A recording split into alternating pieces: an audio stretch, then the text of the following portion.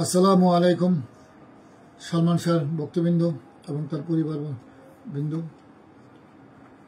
বহুল আকাঙ্ক্ষিত দীর্ঘদিনের সফলতায় আইনি প্রচেষ্টায় আমরা রিভিশন মামলায় উত্তীর্ণ হয়েছি। এটা আপনারা সকলেই জানেন। আমি আন্তর্জাতিক অপরাধ ট্রাইব্যুনালের প্রসিকিউটর হিসেবে দায়িত্ব পালন করাই। গুরুত্বপূর্ণ মামলা থাকার কারণে আমি তেমনভাবে কথা বলার সুযোগ পাইনি। গতকালকেও আমি ঢাকার বাইরে আমার দায়িত্ব ছিল। আজকে শনিবার, আপনাদের উদ্দেশ্যে কিছু বলতে চাচ্ছি। আমাদের এই মামলায় আমরা 11 জনকে আমরা এই মামলায় আসামি করেছি, যেটা রমনা থানার মামলা নম্বর 18, তারিখ 21 অক্টোবর 2025, 302-34 ধারায় মামলা দায়ের করা হয়েছে। এই মামলায় আসামি হলো 11 জন। তাদের নামটা আমি একটু বলছি। 1 নম্বর সামিরা হক, 2 আজিজ মোহাম্মদ বাহাই, 3 নম্বর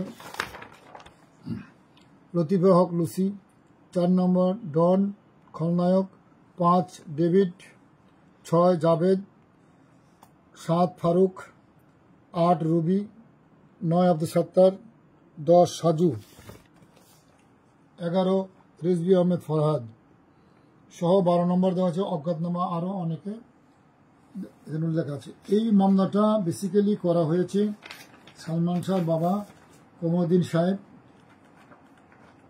24/2/97 তারিখে যে এজাহারটা দায়ের করা হয়েছিল, এই যে আঙ্কেলের যে স্বাক্ষর, সেই স্বাক্ষরে অনুযায়ী এই রিভিশনটা মঞ্জুর হয়েছে। এই রিভিশনটা মঞ্জুর, এই জন্য আমাদেরকে আরও কিছু আসামি আমাদের এখানে আসবে।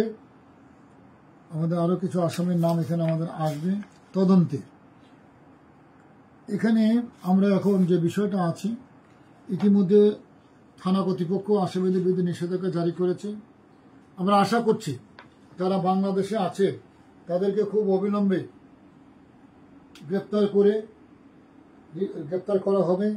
পুলিশ প্রশাসন থেকে আমাকে বলা হয়েছে খুব দ্রুত তাদের মোবাইল ট্র্যাকিং করা হচ্ছে এবং তাদেরকে গ্রেপ্তার করা হবে এবং রিমান্ডে চাওয়া হবে বলে আমি জানতে পেরেছি। আমরা যেহেতু এতদিন ধৈর্য ধরেছি, আর একটু ধৈর্য ধরি। আমরা থানা পুলিশের উপরে একটু আমরা দেখি থানা পুলিশ কি করে। আশা করছি থানা কর্তৃপক্ষ আমরা সেদিন মামলা দায়ের করার সময় যে সহযোগিতা করেছে এবং তারা সহযোগিতা করবে বলে আমি মনে করি, এবং ইতিমধ্যেই তারা মাঠে কার্যক্রম শুরু করে দিয়েছে। এই জন্য আমি খুব আশাবাদী যে আমরা খুব তাড়াতাড়ি আমাদের যে কাঙ্ক্ষিত আসামি যারা আছে তাদেরকে গ্রেপ্তার করা হবে। আপনারা হয়তো অনেকেই ডিভিশন মামলার আদেশটা হয়তো দেখেন নাই। আমি আপনাদেরকে কাগজে দেখাবো। এটাই হলো ডিভিশন মামলার আদেশ। মাননীয় আদালত এত সুন্দর একটা আদেশ দিয়েছেন যা আমরা আমরা খুব যে এরকম আসানো চেয়েছিলাম ঠিক সেভাবেই করা হয়েছে। একটু পরে শোনাই। মূল তথ্য প্রদান করি। কমরুদ্দিন আহমেদ চৌধুরী কর্তৃক দাখিলি অবমৃত্যুর অভিযোগ এবং তার সাথে তথ্য প্রদান করে কমরুদ্দিনের বিগত 24 তারিখের বিজ্ঞ চিফ মেট্রোপলিটন আদালতে দাখিল আবেদন অনুলিপি এবং রিজভি আহমেদ ফরহাদের দোষ স্বীকারোক্তি এর অনুলিপির একত্রে সংযোগপূর্বক দি প্যানেল কোড 1860 এর 302-34 দ্বারা এজাহার হিসাবে রেকর্ড করে কোড অফ ক্রিমিনাল প্রসিডিউর 1898 এর 173 ধারা অনুযায়ী পুলিশ রিপোর্ট দাখিলের জন্য সংশ্লিষ্ট রমনা থানা ভারপ্রাপ্ত কর্মকর্তাকে নির্দেশ প্রদান করা হলো। আদেশ প্রচারের 1 ঘণ্টার মধ্যে বিজ্ঞ চিফ মেট্রোপলিটন ম্যাজিস্ট্রেট আদালতের সংশ্লিষ্ট ইউডি মামলার শাখায় নিম্ন আদালত নথি প্রেরণ করার জন্য বেঞ্চ সহকারীকে নির্দেশ প্রদান করা হলো। ইউডি মামলা শাখার দায়িত্বপ্রাপ্ত কর্মকর্তাকে অদ্যে বিশেষ বাহনযোগে এবং ইলেকট্রিক মাধ্যমে সংশ্লিষ্ট কাগজাদি সংশ্লিষ্ট থানায় প্রেরণের জন্য নির্দেশ প্রদান করা হলো। ভারপ্রাপ্ত কর্মকর্তা রমনা থানাকে উক্ত কাগজপত্র হাতে পাওয়ার সাথে সাথেই এজাহার রেকর্ড করে তা আমলি আদালতের দায়িত্বপ্রাপ্ত জরুরি দায়িত্বরত বিজ্ঞ ম্যাজিস্ট্রেটকে এবং এই আদালতকে আদেশ প্রাপ্তি হতে 24 ঘণ্টার মধ্যে অবহিত করার জন্য আদেশ প্রদান করা হলো। থানায় যে এফআইআরটি নতুন দায়ের হবে তা প্রাপ্তির পর ইউডি মামলা নথিতে এবং পিবিআই এর সিডিতে রক্ষিত সকল দ্রব্য তালিকা, সুরতাল প্রতিবেদন, ময়নাতদন্ত প্রতিবেদন, রাসায়নিক পরীক্ষার প্রতিবেদন সমূহ সংশ্লিষ্ট আমলি আদালতের নথিতে একজন বিজ্ঞ ম্যাজিস্ট্রেটের তত্ত্বাবধানে সংযুক্ত করা হোক। ক্যান্টনমেন্ট থানার মামলা নম্বর 37 তারিখ 1997 এর আসামি রেজভি আহমেদ ওরফে Farhad code of criminal procedure 98 এর 164 ধারায় বিজ্ঞ মেট্রোপলিটন ম্যাজিস্ট্রেটের নিকট দোষ স্বীকারোক্তিমূলক জবানবন্দি সংগ্রহপূর্বক উক্ত আমলি নথিতে সংযুক্ত করা হোক।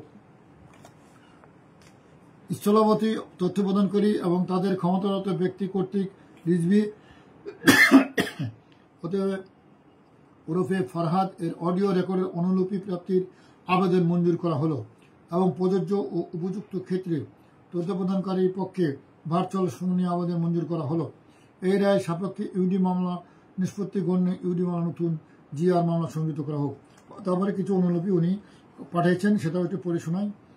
অত্র রায়ের অনুলিপি সংশ্লিষ্ট বিজ্ঞ metropolitan magistrate, IGP Bangladesh police, অতিরিক্ত আইজি প্রশাসন, অতিরিক্ত আইজি অপরাধ বাংলাদেশ পুলিশ, অতিরিক্ত আইজিপি বিশেষ শাখা বাংলাদেশ পুলিশ এবং ভারপ্রাপ্ত কর্মকর্তা রমনা থানা বরাবর প্রেরণ করা হোক। এটা একটা সংক্ষিপ্ত, অনেক বড় একটা আদেশ দিয়েছেন। যারা উপস্থিত ছিলেন তারা হয়তো শুনেছেন, তারপরেও আমি আপনাদেরকে আদেশের অংশটুকু শোনালাম। এখানে আমরা যে সকল জিনিস চেয়েছিলাম নিম্ন আদালতে, মাননীয় আদালত আমাদের সকল কিছু মঞ্জুর করেছেন এবং সেই দিনই রাত্রে থানায় মামলার কাগজ চলে গিয়েছিল। মামার সাথে যোগাযোগ করে সেই দিন রাত্রে মামলা আমরা মধ্যরাতে আমরা এই মামলাটা দায়ের করা হয়। এখানে দায়ের করা হয়েছে মধ্যরাত্রে। যাই হোক, এখন মামলাটা সবাই আপনারা জানেন, এটা পুরাতন বিষয়গুলো পুরনো হয়ে গেছে, অনেকে আপনার ধারণা আছে। তদুপরি আমি আইনজীবী হিসাবে আপনার জানা দরকার ছিল, যা আমাকে আমার আরও আগে বলা প্রয়োজন ছিল, কিন্তু আমি আগেই আমি ক্ষমা চেয়ে নিয়েছি যে আসলে আমি পাইনি। এটা দেখো, এটাই সেই এজাহার আলমগীর মামার স্বাক্ষরিত এজাহার এবং আমাদের কোর্টের আদেশ যা আছে আমরা এই এজাহারটা দ্বিপাতা দায়ের করেছি। এখন আমাদের এই মামলা তদন্তকারী কর্মকর্তা এই আসামিদেরকে আইনগতভাবে গ্রেপ্তার করবেন এবং রিমান্ডে নিয়ে তাদের জিজ্ঞাসাবাদ করবেন প্রকৃত ঘটনাটা কি, এবং এই মামলায় যারা আরও তদন্তে আসবে তাদেরকে সকলকে আসামি করা হবে এবং এই মামলায় যারা মিথ্যা মামলার যারা দীর্ঘদিন বিলম্বিত করেছে, যে সকল পুলিশ অফিসার, যে সকল স্টাফ যারা এগুলো আমাদের মামলা দেরি করেছে, আমরা মনে করি তাদেরকেও এই মামলা আসামির অন্তর্ভুক্ত করা হবে। উদাহরণস্বরূপ বলা যায় 21 দিনের হতে মামলায় ওই মামলা তদন্তকারী কর্মকর্তাদেরকেও এই মামলার আসামি করা হয়েছিল এবং আমরা অনেক দৃষ্টান্ত আছে যে যাদের গাফলিদের কারণে মামলাটা বিলম্বিত হয়েছে তাদের নামও মামলা হবে।